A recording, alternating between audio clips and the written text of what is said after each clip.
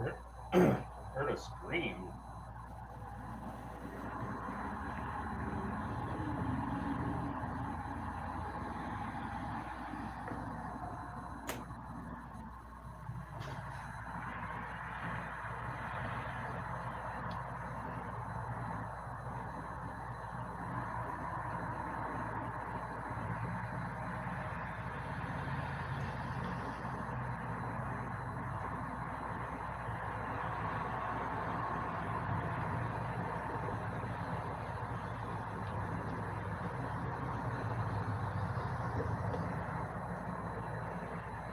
Lights out in the car.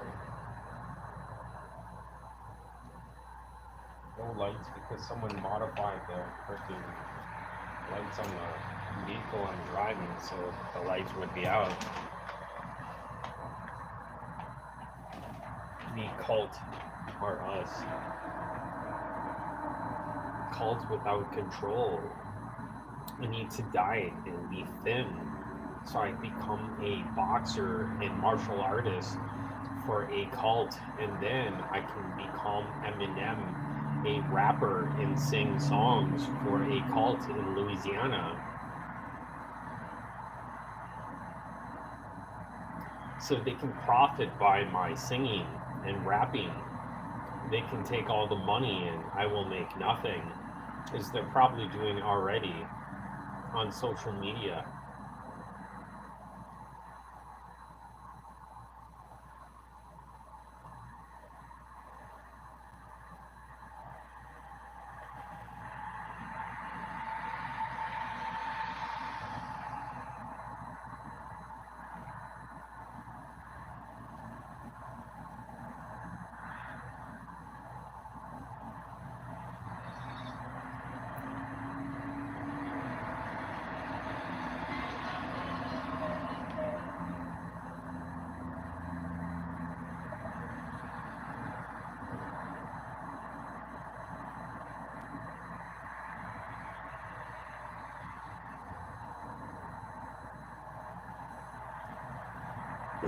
Because in Louisiana, I pulled over by an Asian cop stating the fact they said I was going the wrong way, which I was not going the wrong way because I was following a GPS.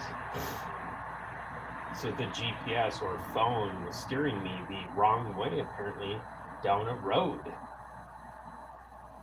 And I was going to the ramp to go on the freeway, but I never made it that far.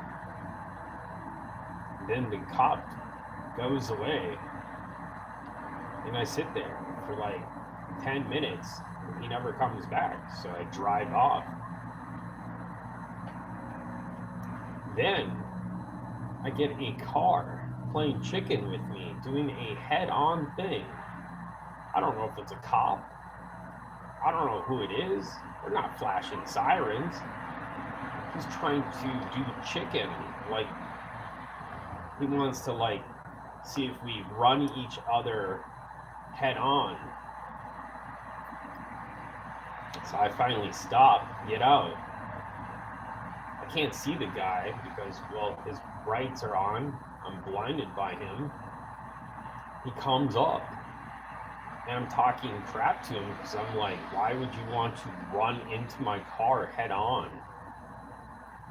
And so he then tries to punch me, but I catch his punch because, well, I had enough of that. I mean, you just tried to kill me with your car.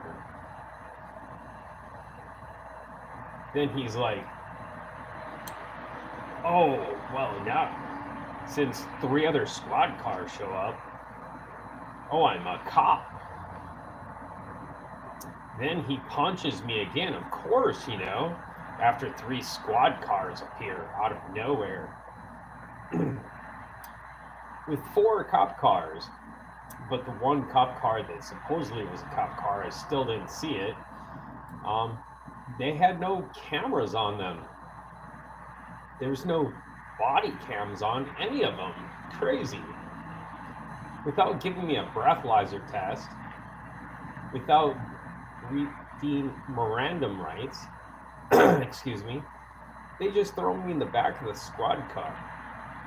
The funny thing is that the cop or the guy playing chicken just grabs my cell phone and he starts playing with it. He takes off with my cell phone. And the other cops throw me in the back of a car.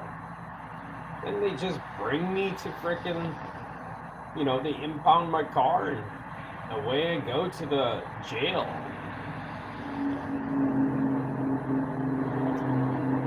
Without a breathalyzer or anything. Crazy. Ended up in a holding cell with a bunch of black dudes. We just talk it out. And then I was fed sandwiches with the beautiful Monroe TV set that repeats a video over and over, over and over, over and over. And then I just talked to these guys while I got punched in the face, of course, Of course, there was that whole, after the holding cell, then you get to go to this, area where, you bring your stuff and they check it out like you're in a prison.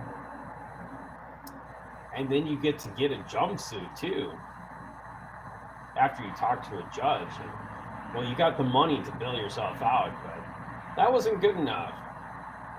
So, basically, what they stated the fact was, I was going to spend my time in jail no matter what. That there's no way that I was going to get out of there. And then when I'm in jail, I'm being harassed by other jailmates. And it was so unique, the whole fake fight that happened. And then I was looking around and seeing stuff and pointing things out. Some guys were protecting me, which was odd because, I didn't really know anybody in Louisiana because I was being protected by people somehow. But then I was harassed by some guy that I could be he could be my bodyguard in the shower. I found that really amusing because I didn't really want to take a shower after that. And then I tell someone else and they bring me to a smaller cell so I can take a shower. And they had the whole workout theme and everything in jail. Then they have the little TV area too. And then they had the harassing thing when we all came into jail. How you intimidate people. The newbies. And then I got the last dish one day. And I felt sleepy after I ate my food. I fell asleep and I woke up. And then this guy, he turns to me and he says, this ain't your first rodeo. Who knows what they did to me in that frickin' jail. Then I finally get a hold of someone and they bail me out. Magically. Maybe it's those people in that jail. Maybe it was those police. Maybe it was that really freaky bar that I went to. Had Latin on the wall and had the clock. And all those unique suitcases of the supposed serial killers. Or maybe it was just a museum and the guy was talking shit. But why a cop would look at my cell phone after a DUI and not even really give me a breathalyzer? Why did that don't make any sense? And why my cell phone GPS, just at the right time, would tell me that I wasn't going the correct way? That the mapping program was sideways and not working correctly? And then when I tried to fight it, I was told there was no cameras. No body cams, no cop cams, nothing. that I should just accept the sentence, according to my attorney, and pay out the money. And then that attorney becomes district attorney of Louisiana. It's just so odd and coincidental, the whole thing. And then the whole JDC thing. Hawkins, I believe. Joe Hawkins. That knows people that works in the FBI. I mean, the way he specifically said it, but he seemed like a really nice guy. So I don't know why he would screw me over. But the whole thing, the whole story just, it seems so odd.